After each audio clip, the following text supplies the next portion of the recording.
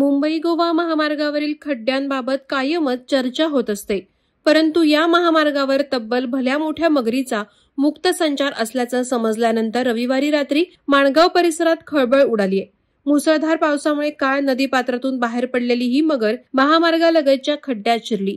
अचानक महामार्गावर मगर पाहताच नागरिकांची पळापळ उडाली। वातावरणात प्रचंड भीतीचं सावट पसरलं। दिनांक 17 ऑगस्ट रोजी रात्री 10 वाजण्याच्या सुमारास माणगाव शहरातील मुंबई गोवा राष्ट्रीय महामार्गावर राऊत हॉस्पिटल समोर एका नागरिकाला ही मगर रस्त्या शेजारी खड्ड्यात दिसून आली। मगर हालचाल करत असल्याचं लक्षात येताच स्थानिक नागरिकांनी तत्काळ वन्यजीव अभ्यासक शंतनू कुवेसकर यांना माहिती दिली।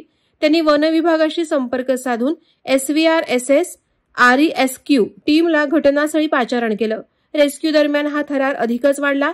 मोठी आणि जखमी अवस्था असल्यामुळे मगर आक्रमक होण्याची शक्यता होती। तरीही प्रशिक्षित रेस्क्यू टीमनं काळजीपूर्वक विशेष तंत्राचा वापर करून मगरीवर नियंत्रण मिळवलं। काही मिनिटांचा अखेर मगरीची यशस्वी सुटका करण्यात आली। यानंतर माणगाव पशुवैद्यकीय केंद्रात मगरीची प्राथमिक तपासणी झाली। तपासणीत अज्ञात वाहनाच्या धडकेत मगर जखमी झाल्याचं स्पष्ट झालं। तिच्या शरीराला जखमा होत्या। मुख्य वनसंरक्षक प्रवीण यांनी माहिती देताना सांगितलं की मगरीला तातडीनं उपचाराची आवश्यकता असल्याने तिला पुढील उपचारासाठी पुणे येथे हलवण्यात आलंय।